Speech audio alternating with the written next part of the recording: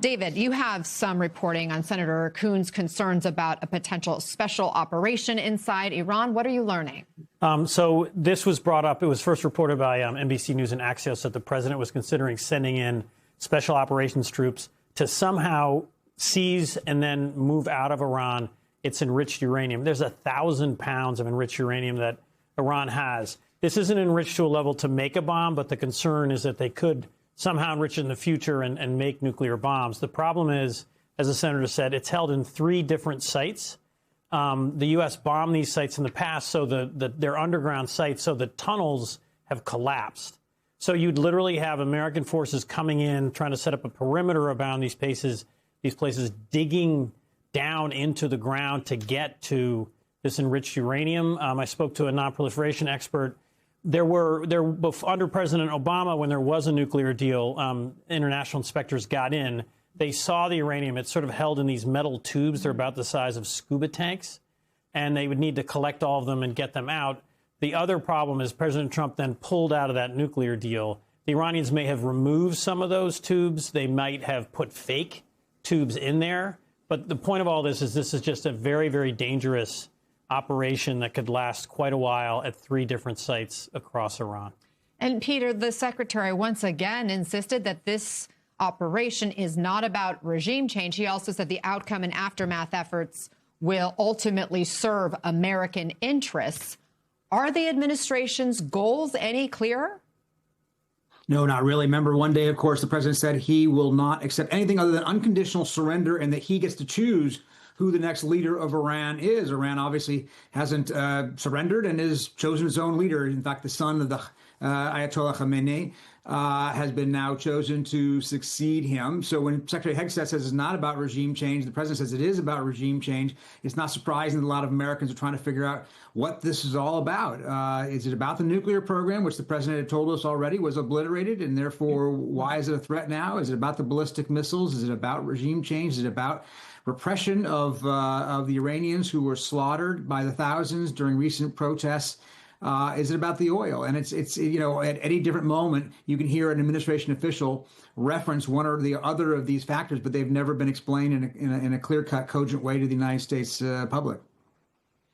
And look, there's some new smoke just appearing now over the Beirut skyline there in Lebanon. We know Israel has gone in with their forces to continue to battle Hezbollah, an Iran proxy group in Lebanon. Josh, a few hours ago, the United Arab Emirates said it was engaging with more missiles and drones coming from Iran. What's the latest there?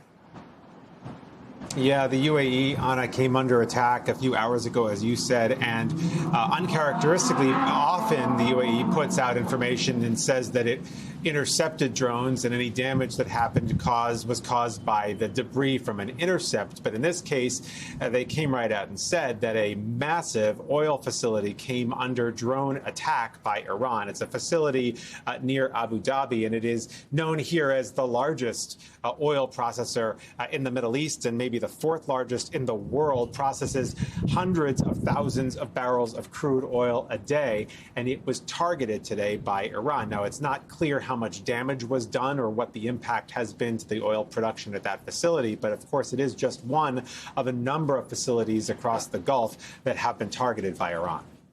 Josh, shipping in the Strait of Hormuz dropped 95% in the first week of March. The president saying the ships traveling through there should show some guts. Of course, this is an area that is crucial for the world's oil supply. It's also an area that's been threatened heavily by Iran. Where do things stand now? Is anything getting through?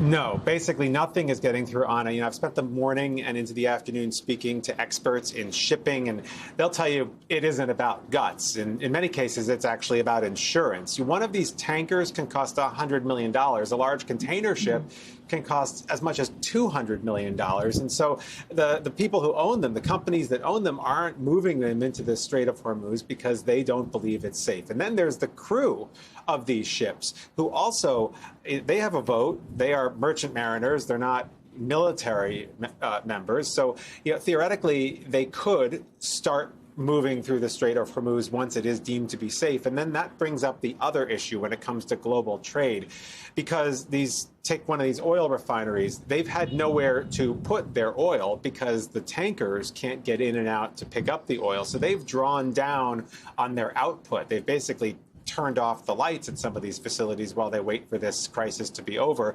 They can't just turn it back on in a heartbeat. It's going to take a while to ramp production back up. So even if the Strait of Hormuz were to reopen magically tonight, it would still take a while before the global trade seizure would finally release. Again, we're seeing what appears to be new strikes in Beirut, Lebanon. These are live images from there this hour. Hagar, part of Iran's strategy appears to be to create economic pressure around the globe, even as their own oil facilities have taken a hit. What do you make of how defiant Iran has been? Yeah, certainly defiant. In fact, their decision to appoint Khamenei's son, Mojtaba Khamenei, as a supreme leader is actually really quite a message of defiance and resilience, is saying, you know what, no, we're going to double down. And on top of it, to pick quite a hardliner in that regard is a message of saying, you know, we're not going anywhere. We don't want to negotiate.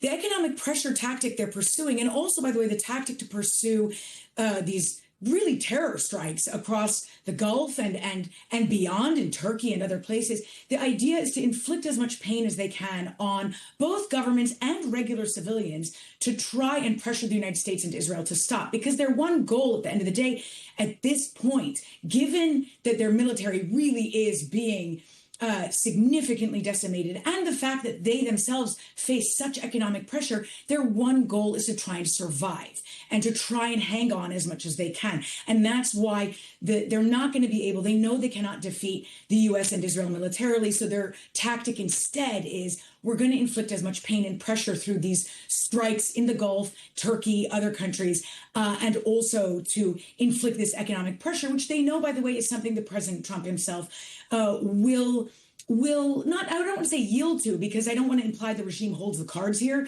but that is something that matters politically and domestically for President Trump, is the question of inflation, the high prices in oil. That is, we're going to see that play out further.